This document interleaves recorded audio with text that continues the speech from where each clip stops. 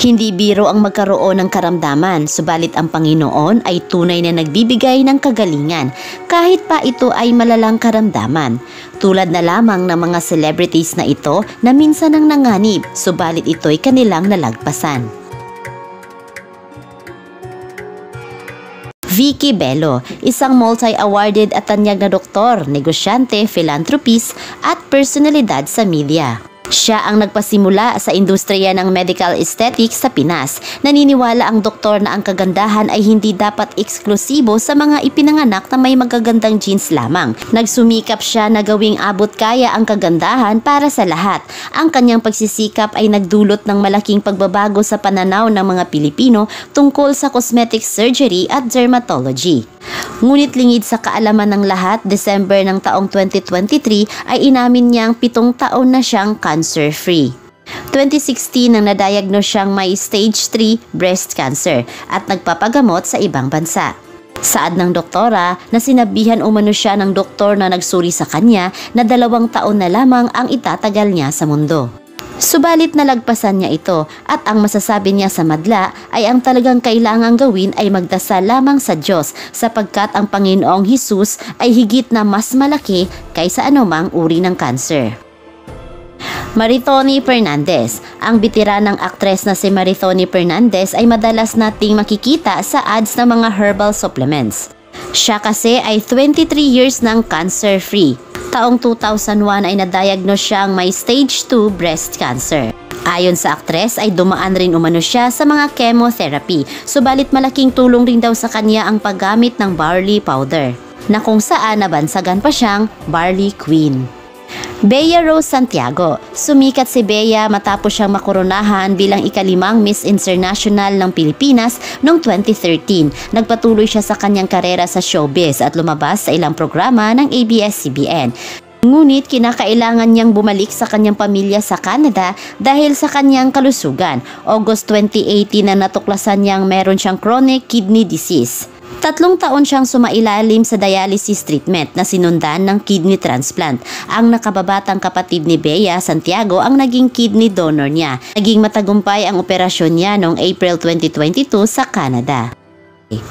Miles Ocampo. Taong 2023 nang ibinahagi ng aktres na si Miles Ocampo na sumailalim siya sa operasyon para tanggalin ang kanyang thyroid gland matapos siyang ma-diagnose na may papillary thyroid carcinoma. Isang pinakakaraniwang uri ng cancer sa thyroid na kung hindi gagamutin ay maaaring kumalat sa ibang bahagi ng katawan. Mabuti na lamang daw na ang sakit na dumapo sa kanya ay ang pinakamababang agresibo sa 4 na uri ng cancer sa thyroid. Saad ng aktres na siya ay cancer-free na at patuloy na nagtitake ng maintenance.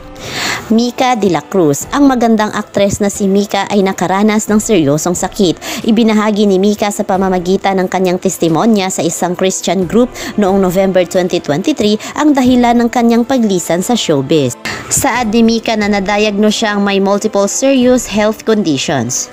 Isa na rito ang pagkakaroon ng autoimmune disease na nakuha raw niya mula sa pagkakaroon ng stress sa loob ng maraming taon.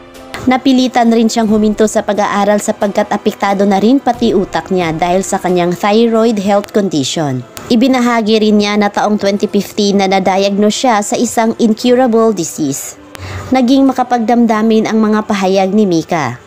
Hanggang sa nahanap niya ang kanyang kapayapaan at kagalingan nang makilala niya at tanggapin ang Panginoong Hesus sa buhay niya. Isang himala na gumaling siya sa kanyang hindi nagagamot na sakit.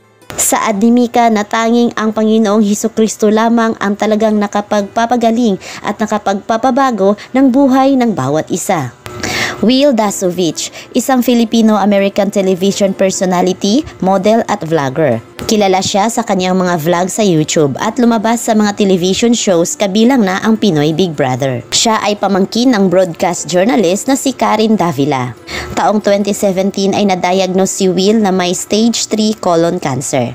Pagkatapos ng napakahabang proseso ng medical treatment at pakikipaglaban sa karamdaman ay tuluyan niya itong nalagpasan. Natatandaan niya na may mga taong nagsasabing kahit na magpagamot siya at gumaling ay hindi magiging 100% okay ang kanyang katawan. Pero pinatunayan niyang posible pa ring maging 100% okay ang mga cancer patient. Patunay dyan ang pagsali ni Will sa mga buwis-buhay na activities tulad ng skydiving at pagtawid sa World Scariest Bridge at marami pang iba. Minado siyang nadepresya nang malaman niyang meron siyang malubhang sakit at nakamamatay, subalit nilabanan niya ito. 2018 nang inihayag ni Will na siya ay cancer-free na. Gary Valenciano, binansagang Mr. Pure Energy at Michael Jackson ng Pilipinas. Sa kabila ng kanyang kaliksihan, may hindi maaaninag sa kanya na meron siyang naging karamdaman. 14 years old lamang siya nang madiagnose siyang may type 1 diabetes. Taong 2018 ay sumailalim naman siya sa isang heart surgery. Bagamat naging matagumpay ang kanyang operasyon, natuklasan naman ng mga doktor na meron siyang cancer sa kidney. Inamin ni Gary na nasa bingit na siya ng kamatayan nang madiagnose siya ng magkasunod na malalang sakit. Sa tulong ng mga magagaling na doktor ay nalampasan ni Gary ang mga kalbaryong dala niya. Sumailalim ulit siya sa operasyon at tinanggal ang cancer sa kanyang kidney. At hindi na niya kinakailangang mag-chemotherapy. Ibinahagi ni Gary V ang Bible passage mula sa Psalm 23:4. Even though I walk through the valley of the shadow of death, I will fear no evil.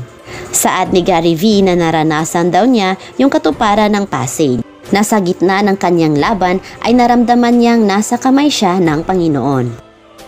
Kim Atienza o kilala bilang si Kuya Kim, isang sikat na personalidad sa telebisyon na kilala sa kanyang katalinuhan at kaalaman sa pagbibigay ng mahalagang impormasyon at trivia sa publiko. Nasa kasagsagan ng magandang takbo ng karera si Kuya Kim sa telebisyon nang dumating ang pinakamalaking takot sa kanyang buhay. Taong 2010 nang na-stroke si Kuya Kim dahil may butas ang kanyang puso. Sa puntong ito ay nawala ang kanyang memorya. Nagdasal siya sa Diyos na sana'y pagalingin siya at sa tulong ng pagpapagamot ay gumaling nga siya. Naging aktibo si Kuya Kim sa health and fitness after niyang ma-stroke at naging physically born again. Subalit noong 2013 ay muli namang dinapuan ng sakit si Kuya Kim na tinatawag na Guillain-Barré syndrome, katulad ng sakit na kumuha sa buhay ng aktres na si Julie Vega. Isang rare disorder na ang immune system ay inaatake ang kanyang mga nerves na maaari niyang ikaparalisa. Saad ni Kuya Kim na ang sakit na ito ay napakamahal na gamutan at maaari itong ikamatay kung hindi afford magpagamot. Subalit ang sakit rin daw ito ang mas lalong nagpalapit kay Kuya Kim sa Panginoon. Ang rare disease na dumapo kay Kuya Kim ay naglaho. Saad ni Kuya Kim na ang pinakaimportanteng gamot o kagalingan ay ang tanggapin si Hesukristo bilang tagapagligtas ng ating buhay. Taong 2013 ay naging born-again Christian si Kuya Kim. Lahat tayo ay daraan sa karamdaman. Ang mga karanasan nila ay ipinapaalala sa atin ng Diyos na walang hanggan ang kanyang kapangyarihan. Malakas siya upang pagalingin lahat ng sugat anumang oras o paano man ito nangyari sa ating buhay.